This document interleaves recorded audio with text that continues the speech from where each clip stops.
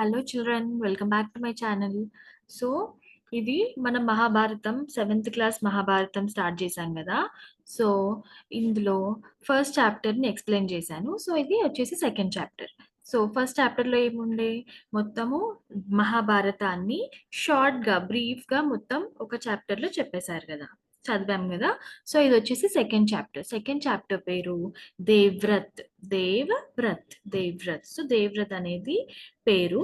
So ఎవరి పేరు, అసలు ఏంటి, ఇవన్నీ మనము ఈ చాప్టర్ లో చూద్దాం.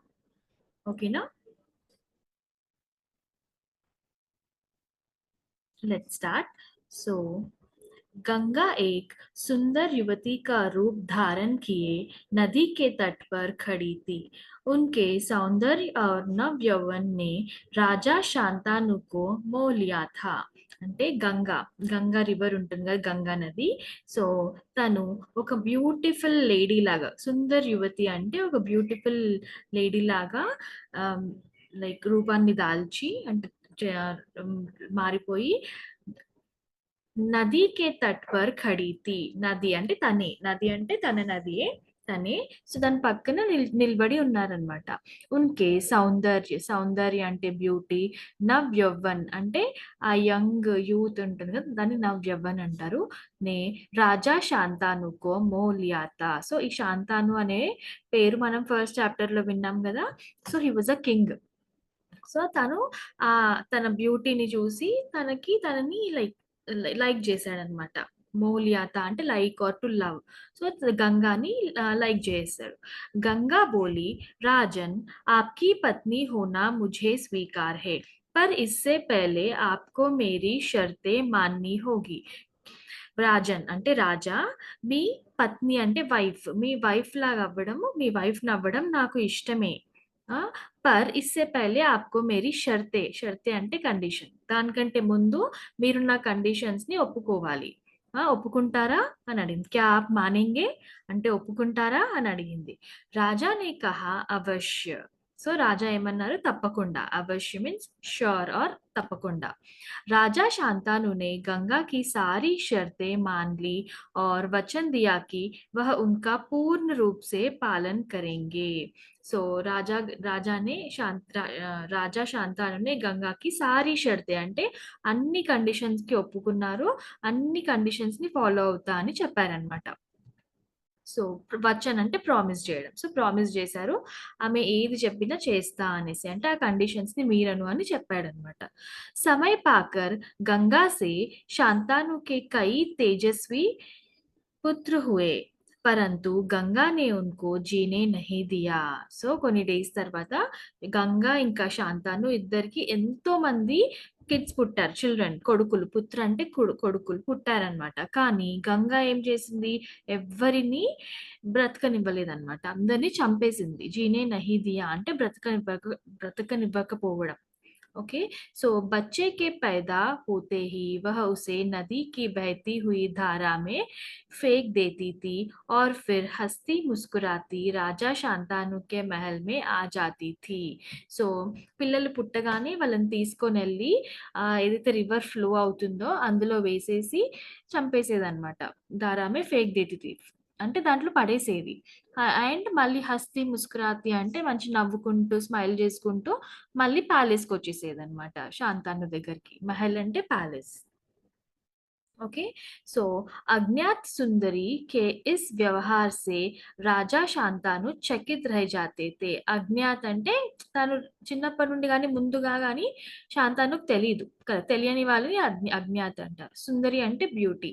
సో ఈ తను ఈ అమ్మాయి ఇలా చేస్తుంటే తను షాక్ గా అయిపోయేవాడు అనమాట. అంటే అసలు ఎందుకు ఇలా చేస్తుంటాను అనేసి అనుకునేవాడు. కానీ ఏంటి కండిషన్ ఏంటి, తను ఏమి అనొద్దు, తను ఏం చేసినా ఏమనొద్దు అని కండిషన్ పెడుతుంటాను. సో అందుకే ఏం అనకుండా అలా మౌనంగా ఉండిపోతాడు. ఉన్కే ఆశ్చర్య ఔర్ క్షోభ కా పారావర్ నా రహతా. సో తన బాధ ఇంకా ఆశ్చర్యానికి అసలు అంతే ఉండదన్నమాట. అంటే అంత షాక్‌గా ఇంకా సాడ్‌గా గూడా ఫీల్ అయ్యేవాడు. 'శాంతनु वचन दे चुके थे, इस कारण मन महसूस कर रह जाते थे.' సో, తను ప్రామిస్ జేశాడు గాబట్టి, ఇంక ఇష్టం లేకున్నా గూడా అలా సైలెంట్‌గా ఉండిపోయేవాడనమాట. 7 बच्चों को गंगा ने इसी भांति నది కి ధారా మే బహా దియా. అట్లా 7 బచ్చే అంటే 7 చిల్డ్రన్‌ని తను అలానే చేసింది. తీసుకెళ్ళి నదిలో పడేసిందనమాట. 8వాं బచ్చా पैदा हुआ అంటే 8థ్ కిడ్ పుట్టాడు.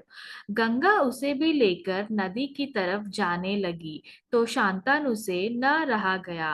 సో, తను ఆ 8థ్ కిడ్‌ని గూడా తీసుకొని రివర్ సైడ్ వెళ్తూ ఉంటే, అప్పుడు శాంతను అసలు ఆపుకోలేక అంటే తను సాడ్‌గా ఫీల్ అవుతున్నాడు గదా! సో, కోపం, సాడ్‌నెస్ అది ఆపుకోలేక తను వెళ్లి ఇలా అన్నాడన్నమాట. बोले माँ होकर अपने नादान बच्चों को अकारण ही क्यों मार दिया? ఒక తల్లివయ్యుండి మా హోకర్ అంటే you are a mother. Being a mother నువ్వు నాదాన్ బచ్చే అంటే నాదాన్ అంటే ఇన్నోసెంట్. ఇన్నోసెంట్ కిడ్స్‌ని తీసుకెళ్ళి ఎందుకు చంపేస్తున్నావు నువ్వు? ఎందుకు చంపేసావు? ఇప్పుడెందుకు చంపబోతున్నావు? అని అడిగాడన్నమాట. యహ घृणित వ్యవహార్ తుమే శోభా నహీ దేతా. ఇలాంటి తప్పు చేసేది నీకు మంచిది కాదు. ఇలా తప్పు చేయడం మంచిది కాదు. రాజా की बात सुनकर गंगा मन ही मन मुस्कुराई, परंतु क्रोध का अभिनय करती हुई बोली. సో, ఈ రాజా ఈ మాటలు అంటుంటే గంగాదేవి లోపల లోపలనే నవ్వుకునేదన్నమాట. సో, నవ్వుకొని కానీ పైకి మాత్రం కోపం నటిస్తూ అంటే యాంగ్రీగా ఉన్నట్టు యాక్ట్ చేస్తూ. క్రోధ్ అంటే యాంగర్. సో, యాంగ్రీగా ఉన్నట్టు యాక్ట్ చేస్తూ ఇలా అంది. రాజన్ క్యా ఆప్ అప్నా వచన్ భూల్ గయే హే? అంటే నాకు చేసిన ప్రామిస్ మర్చిపోయారా? मालूम होता है कि आपको पुत्र से ही मतलब है, मुझसे नहीं. आपको मेरी क्या परवाह है? ठीक है, पर शर्त के अनुसार मैं अब नहीं ठहर सकती. సో, సో, తనంటుంది నాకేమనిపిస్తుందంటే మీ కొడుకులంటేనే చాలా ఇష్టం. అంటే మీ కిడ్స్ అంటేనే చాలా ఇష్టం. నేనంటే అస్సలు మీకిష్టం లేదు. ఆప్‌కో మేరీ క్యా పర్వా హై? అసలు నా గురించి మీకేం పర్వా అంటే నా గురించి అసలు మీరేం ఆలోచించరు. ఠీక్ హై. పర్ షర్త్ కే అనుసార్ మే అబ్ నహీ ठहर सकती. ఓకే. కానీ ఇప్పుడు నేను చెప్పాను గదా! కండిషన్ నన్నేమన్నా అంటే నేను వెళ్ళిపోతా అని. మేబీ అది కండిషన్. సో, ఇప్పుడు మీరు ఒప్పుకోవట్లేదు కాబట్టి నేనిక్కడి నుండి వెళ్ళిపోతాను. నన్ను నన్ను మీరు క్వెషన్ చేస్తున్నారు గాబట్టి నేనిక్కడి నుండి వెళ్ళిపోతాను. हाँ, आपके इस पुत्र को मैं नदी में नहीं फेंकूँगी. సో, ఈ ఎయిత్ కిడ్ ఎవరైతే ఉన్నారో తనని మాత్రం నేనేం నదిలో పడేయను. इस अंतिम बालक को मैं कुछ दिन पालूँगी और फिर पुरस्कार के रूप में आपको सौंप दूँगी. సో, ఈ లాస్ట్ కిడ్ అయితే ఎవరైతే ఉన్నారో తనని నేను కొన్ని రోజులు పెంచుకుంటాను. పెంచుకున్న తర్వాత మళ్ళీ పురస్కార్ అంటే ఒక గిఫ్ట్. గిఫ్ట్ లాగా నేను మీకే ఇచ్చేస్తాను తర్వాత. మొత్తం మీకే ఇచ్చేస్తాను అని చెప్తుందనమాట. यह कहकर गंगा बच्चे को साथ लेकर चली गई. यही बच्चा आगे चलकर भीष्म पितामह के नाम से విఖ్యాత్ హువా. సో, గంగా అలా చెప్పేసి ఆ బేబీని తీసుకొని వెళ్ళిపోతుందనమాట. తర్వాత ఆ బేబీయే పెద్దయిన తర్వాత భీష్మ పితామహ్ అనే పేరుతో ఫేమస్ అయ్యి అందరికీ తెలిసాడనమాట. సో, భీష్మ పితామహ్. సో, భీష్మ పితామహ్ చాలా మెయిన్ క్యారెక్టర్ అన్నమాట మహాభారతంలో. गंगा के चले जाने से राजा शांतनु का मन विरक्त हो गया. उन्होंने भोग विलास से जी हटा लिया और రాజ్‌కాజ్ में मन लगाने लगे. సో, గంగాదేవి వెళ్ళిపోయిన తర్వాత ఆయన చాలా ఫీ చాలా ఫీల్ అయ్యాడు. ఆయనకి లైఫ్ అంటేనే ఇష్టం పోయిందన్నమాట. ఉన్హోనే భోగ్ విలాస్ సే జీ హటా లియా. అంటే భోగ్ విలాస్ అంటే మంచిగా ఎంజాయ్ చేయడము, అన్నీ తినడం, మనకి హ్యాపీనెస్ ఇచ్చేవి. సో, వాటిపైన నుండి కూడా తనకి ఇంట్రెస్ట్ అనేది పోయింది. और రాజ్ కాజ్ మే మన్ లగానే లగే. సో, ఇప్పుడు కింగ్డమ్‌ని చూసుకోవడం స్టార్ట్ చేశాడు. అంటే కింగ్డమ్, ప్రజలు, రూలింగ్ ఇవన్నిటి పైన ఇంట్రెస్ట్ పెట్టడం స్టార్ట్ చేశాడన్నమాట. एक दिन राजा शिकार खेलते-खेलते गंगा के तट पर चले गए, तो देखा किनारे पर खड़ा एक सुंदर और गठीला युवक गंगा की बहती हुई धारा पर बाण चला रहा था. సో, ఒకరోజు రాజు ఏం చేశాడు హంటింగ్ షికార్ అంటే హంటింగ్ కోసము హంటింగ్ చేస్తూ చేస్తూ గంగాకే తట్ అంటే బ్యాంక్ ఆఫ్ ది రివర్. ఆ రివర్ పక్కకెళ్ళాడనమాట. గంగా నది పక్కకెళ్ళాడు. సో, అక్కడ ఏం చూసాడంటే అక్కడ ఒక సుందర్ ఔర్ గఠీలా యువక్ అంటే ఒక మంచి లైక్ హ్యాండ్సమ్‌గా ఉన్న ఒక యంగ్ అబ్బాయి అన్నమాట. గంగా కి బహతీ హుయి ధారా పర్ బాన్ చలా రహా థా. సో, ఆ గంగా నది పైన యారోని గురి పెట్టాడన్నమాట. బో అండ్ యారో ఉంటుంది గదా! సో, దాన్ని గురిపెట్టాడు. బాన్ అంటే బాణం. सो बाणों की बौछार से गंगा की प्रचंड धारा एकदम रुकी हुई थी.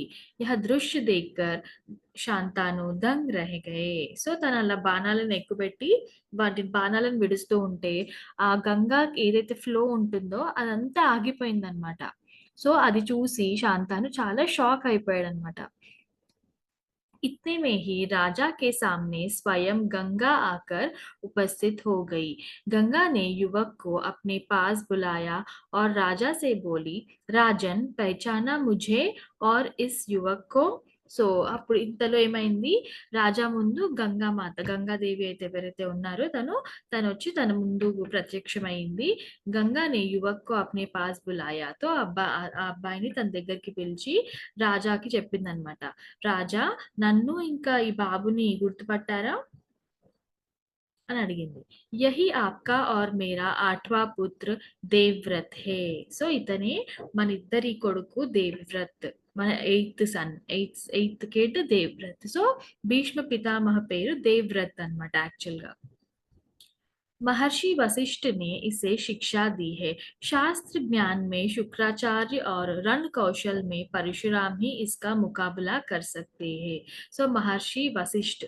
సో వశిష్ఠ మహర్షి ఇతనికి ఎడ్యుకేషన్ అంతా చెప్పాడనమాట. స్టడీస్ అంతా ఆయనే చూసుకున్నారు.